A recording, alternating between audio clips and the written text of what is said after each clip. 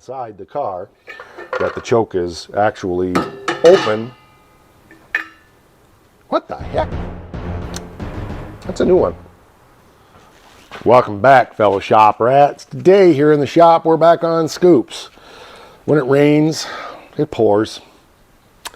So, with Becky's Mini Countryman broke down in the shop and having to get towed in yesterday, and she's driving Wanda. I drove Scoops today, which thank God it's not terrible out, and it was running terrible. No idea why. It wouldn't idle. It acted like it was flooding out. I haven't looked at it yet, so let's dig into it together and see what might be going on. Maybe we can learn some diagnostic stuff together. I don't know. I'm not a happy camper, but that's okay because I'm not camping. Stick around. I'm Mike, and you're watching My Car Shop. Well, I figure the first thing to do is, it's got a manual choke, and I figured the first thing to do is to make sure that even though the choke is open inside the car, that the choke is actually open. What the heck? I was saying make sure that the choke is actually open in the carburetor. This is unique. I'm not going to say anything. I'm going to bring you over here and let you see if you can see what I see. That's a new one. Okay, see if you can spy with your little eye where the problem is. Now it looks like the choke is partially shut, right? There's a major problem there. Don't have a clue. See what it is? The choke blade it's jammed down. It's broken off of the choke shaft and jammed down. I'm gonna have to get some pliers or something to pick that up out of there. I've never seen anything like that before.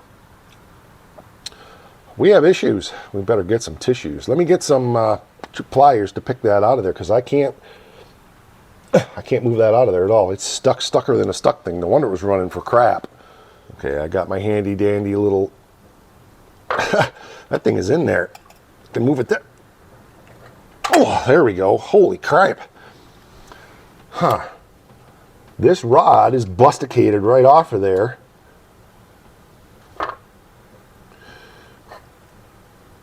I have no idea. Huh. That is bizarre.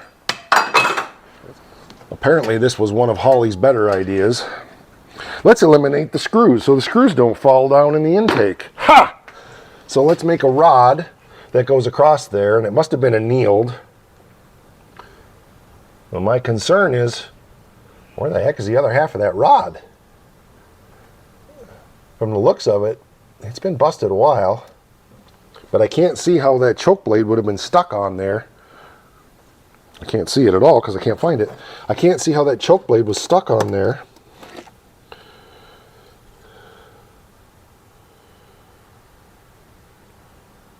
And I wonder, I don't know if it was epoxied on there and it finally let go, but I'm thinking, we have issues. Where in the heck is the other part of this rod? I'm concerned. Big time. Did that go down? I don't see how that could possibly have gone down into the carburetor, but it ain't there.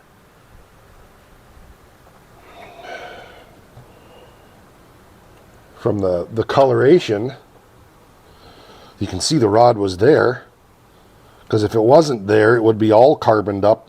You wouldn't see that line. I think we best be pulling the carburetor off. Not a happy camper. Not a happy camper at all. I have to say that's unique. I've never seen that before. So the old carburetors, they had screws, as I said, and the screws were swedged over to hold that all together. There's no room for screws on that. It's just weird because the amount of carbon on the back of this, look at that. Well, it's plastic, isn't it? I think it's plastic. So that could have gotten munched up in the motor. Whoop, wait a minute, what's this? Ha! Oh, thank God. Is it all there? How in the world did that get out of here and down here? Oh, thank God it's plastic. Thank God I found it. I'm stumped on that one. How in the heck, when that flipped, because your air cleaner was on here, how did that get out of the air cleaner and get down there? I got a mystery. It's a big mystery. Jeez Louise. Well, I'm glad I don't have to pull the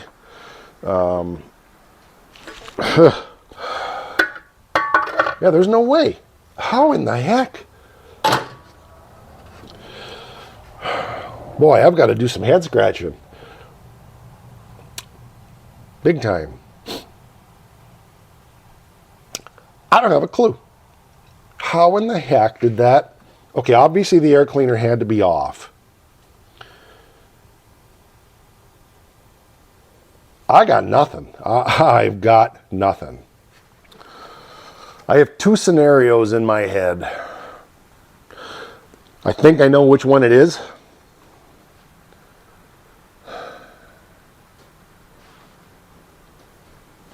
I don't know, they both seem pretty far-fetched to me. One is I had the air cleaner off at some point and that snapped. I tend to not think that one. The second one is, well, there's three. The second one is that piece was inside the bottom of the air cleaner, and when I took it off, it just fell there. That's the one that I lean towards. The third one, and this one's pretty far-fetched, is that somehow that thing was transported like through a Star Trek transporter and demolecularized and fell right through the bottom of that metal air cleaner and landed on the intake and rematerialized. I don't think that's what happened. I've been wrenching since 1980, oh man, since the 70s, honestly, not on cars, but I've been wrenching on stuff since the 70s. I've been wrenching on cars since probably 1982. I've worked on thousands of Holley carburetors. I've never seen the beat of this before. So there you go. You always run into something new. I was thinking I was going to have to pull the intake off. I pulled another intake out to get sandblasted and cleaned up because I wanted to get that done on this anyway. I don't have time for that, but I thought if I got to pull the intake off and chase down a piece of carburetor rod, I might as well change the intake out at the same time. That's supposed to be a fun project. Today, that wouldn't have been a fun project. So what I got to do is two things. I want to, while I'm at this, because I want this car to be more drivable for Becky, I want to put the automatic choke on it, which means I got to find an automatic choke mechanism for it. I have one, probably 6 or 8. And we've got to figure out if that was the only reason it was running rich. So yeah, I'm stumped. That's a head scratcher for sure. But that's what you get for making that crap out of plastic. Well, I was excited when I saw it was plastic, because I thought even if it did suck that down into the engine, I mean, it wouldn't be any good, don't get me wrong, but you know, that's plastic. It potentially could melt and blow out, and yeah, it would probably cause some stuff, but not nearly as catastrophic as a brass rod. So I'm going up to the warehouse, dig around in my boxes of Holley carburetor crap and see what I got for a choke rod and choke. Well, yeah, we need a choke blade too, because we need one that's drilled. So I dug around, and all I have is, I think this is the old style here. It's a smaller shaft. The newer ones are a little bigger, and I could get online and order a new plastic one, but I'm going to use what I've got because it doesn't cost me anything. So I've got that one to put in. That should work. I got to double check the throw on this. It should be the same. Yep, pretty much the same as far as the angle of the blade to the angle of the handle here. So I don't know what those cost, but I just feel like putting a plastic one back in probably isn't sensible. So I got a piece of Delrin. I need to make some bushings because, as I said, this is smaller diameter, as you can see, than that. It's so we need to, I thought about making it out of brass, but I've got some Delrin here, and I think I'm just going to make it out of Delrin. So I've got the right size end mill to punch a hole down inside. I just need to get this trued up relatively close to center, and then we'll put an active center in here to keep this centered up and get this turned down to the right diameter to press into the carburetor here. So yeah, I don't know what the difference is. Let me do a quick measurement. There we go. I got my hole drilled just a little tinier than a 1/4 inch, and my choke shaft fits in there nicely now. Just a little bit of, and plus we're going to have some press. So the next step now is we got to get it turned down to whatever the OD was on that hole, or the ID. OD here, ID on the hole. So I got to go measure that again, double check it, and we'll go from there. Probably should use my ball gauge to get a little bit better accurate measurement. See what we got here. This little bore gauge that I got. Okay, it fits good there. Okay, good. And then our diameter is 321. So on a little bit of interference, so especially with Delrin, so 321, probably go 325. So we're going to shoot for getting around 350 to start by turning this down. And I want to get an active center in here. Where's my active center? My passive center is right there, but my active center is, there it is. Put this out. Okay. Put this in. Okay. Ooh, are we going to have enough clearance? Yeah, I think we'll be all right. Boy, she's going to be nip and tuck.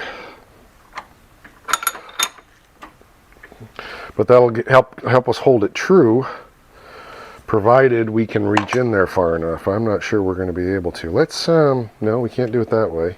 I think we need to extend out our cutter. Hopefully we can get it enough. But man, we got to go in there a long ways. So we may need to loosen this up and straighten it. That's probably the best way to do it. Okay, let's get this back out of my way again.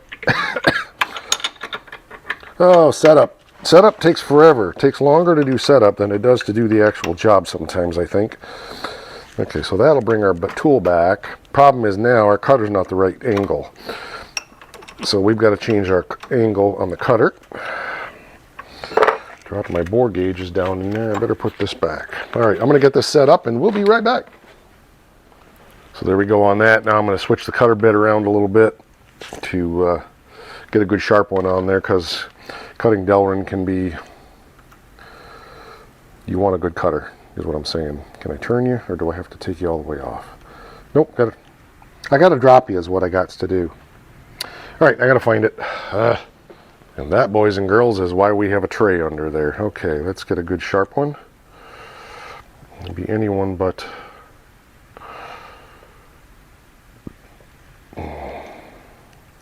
that one. That'd be a good one. Okay. If I wasn't doing plastic, I could probably just use the one I had, but I want to be good and sharp. Okay, so we got to turn off some really massive high Holley stuff here, but I also need to adjust my stop. So let's get that done, because my stop is way the heck out of whack now. Got to loosen up my little finger. Yeah, got to get a different wrench. Hold on. There we go. We've got our very special wrench that we're using for our adjustments and calibrations here.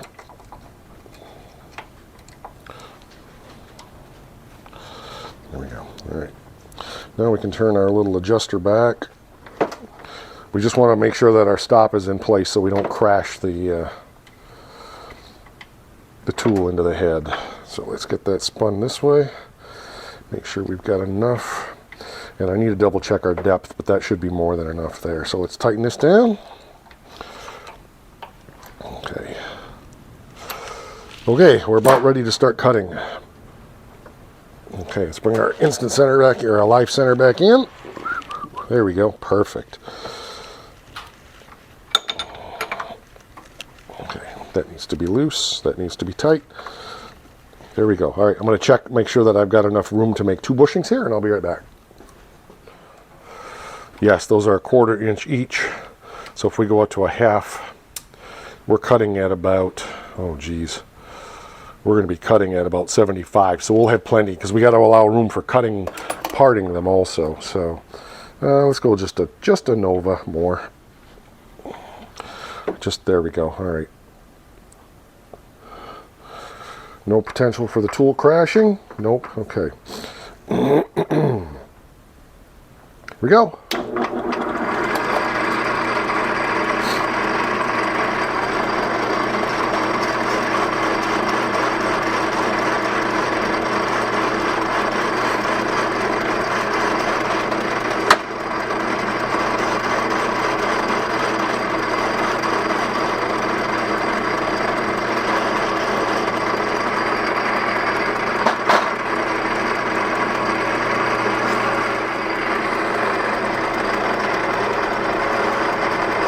I often wonder how many hours of my life I have spent sitting watching parts spin. Obviously not anywhere near what a professional machinist does, but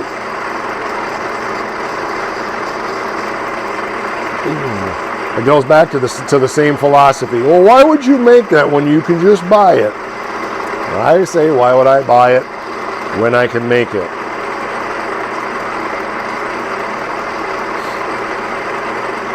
I'd rather buy the tools and equipment to make stuff than just buy stuff and not have any tools and equipment.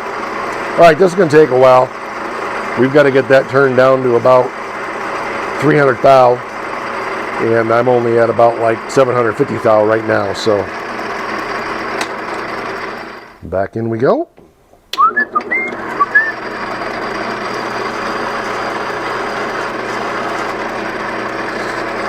Take another deep cut. Nice thing about plastic is you can go to town on it.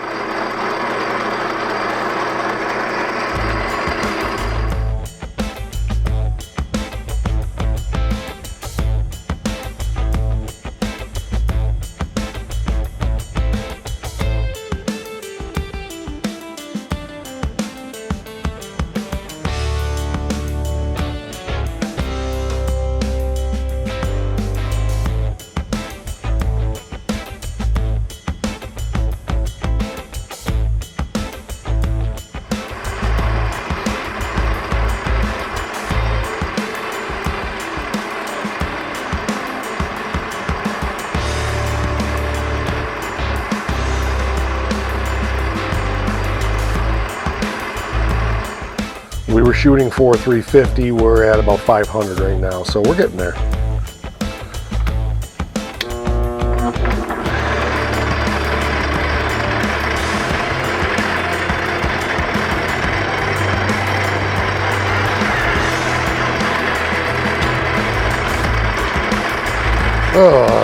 Yep, all good, just takes a little time. We'll sneak our way into it here. We're getting there. So we're at about 375 right now.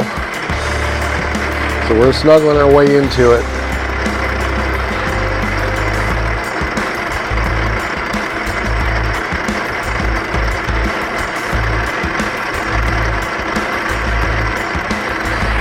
Probably a little bit on the mild side, but I'd rather that than get carried away. So I find as these parts get smaller, it's also a good idea to try to keep some of this whatchamajiggy out of the way. Of course, I do need to make sure that I run my active center back in. Duh. Okay, we're good.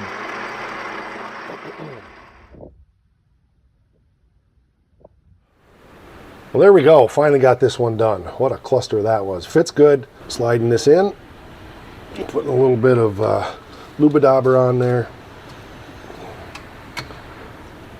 Careful, careful, so we don't push the bushing through. Just kind of wheedle waddle through the grass. A little tight, but once it gets out there, it's good. Oh yeah, look at that. That's like butter. Okay, good. Now we got to put our throttle bore in there. Should clean that up a little bit. So let's see if we can do that.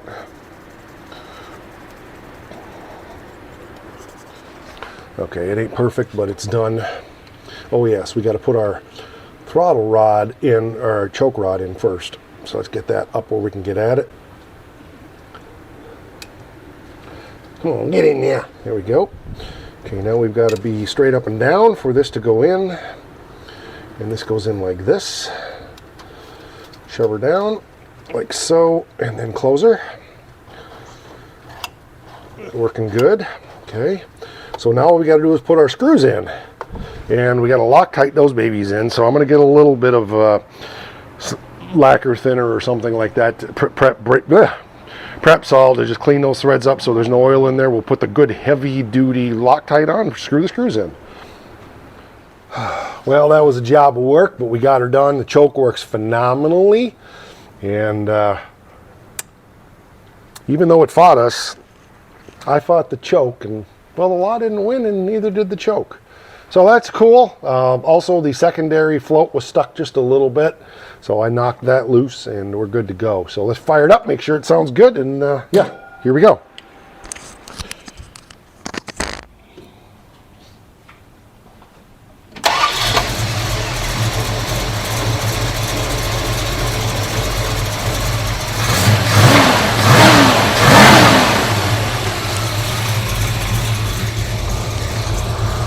Yep, sounds great. Got her nice lope back. Get our tools out of here.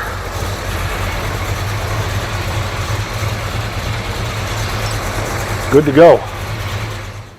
Just to be safe, I'm going to take it for a test drive, make sure everything is copacetic and not so pathetic. But I think we're good. I'm glad I didn't have to pull the intake off. One of those things, I don't know how that happened, but we can speculate and guess. But definitely, the plastic broke and it didn't go down the intake. Thank God for that. I've got the screws in there good and tight with red Loctite. So good luck if we ever have to take those back apart again. So yeah, I think we're a winner chicken dinner. All right, that'll do it for this one. We will catch you on the next one. Thanks for being here. I appreciate it. Like, share, subscribe, all that good stuff. Look for our merchandise. The link is down there in the comments. And as always, don't forget, because it's very important. Raw!